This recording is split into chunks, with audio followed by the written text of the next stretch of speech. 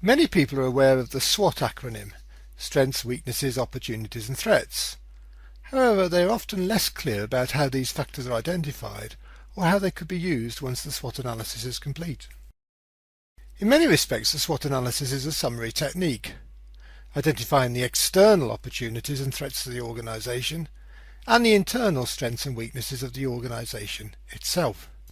An external analysis tool such as PESTLE helps identify opportunities and threats.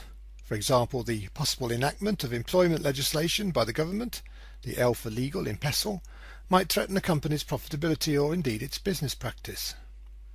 Similarly, the emergence of more functional handheld tablets might offer a company a potential new route to market. Hence here we would be considering the T for technology in PESTLE. Porter's 5 forces framework also provides a potential source of identifying external factors which might affect the organisation. For example, it explicitly considers the threat of new entrants and the threat of the emergence of new substitute products. These are both explicitly considered in the framework. In general, external factors are largely outside of our control. We might try and lobby the government to discourage them from enacting legislation, and we might try and deter potential entrants into new markets by starting a price war. However, ultimately, most of these external factors are outside of our control. We need to acknowledge them and potentially to react to them. In contrast, the strengths and weaknesses of an organisation are largely within our control.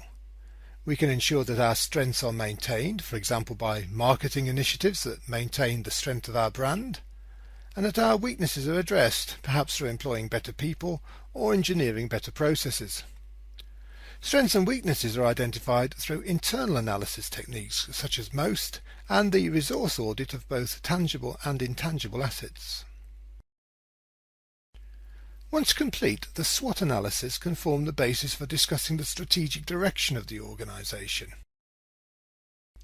The so-called TOES matrix builds directly on the information about the strategic position of the organisation summarised in the SWOT analysis. Each quadrant of the TOES matrix is used to generate strategic options that address a combination of an internal factor, a strength or a weakness, and an external factor, an opportunity or a threat, to provide a potential strategic direction for the organisation.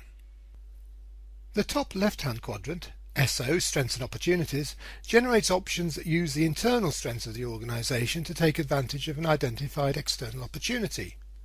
For example, an organisation's competencies in rubber technology might be used to exploit the opportunities of a new emerging market in flat roof refurbishment. The bottom left-hand quadrant, ST, Strengths and Threats, will help generate options that use the organisation's strengths to avoid or tackle threats. For example, instigating price cuts, exploiting the strength of the company's profit margin to deter potential entrants into the marketplace.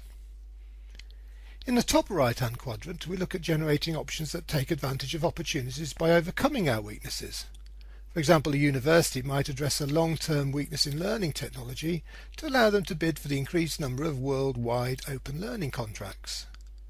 And finally, in the bottom right-hand quadrant, WT, Weaknesses and Threats, options might be generated that minimize weaknesses in the face of potential threats.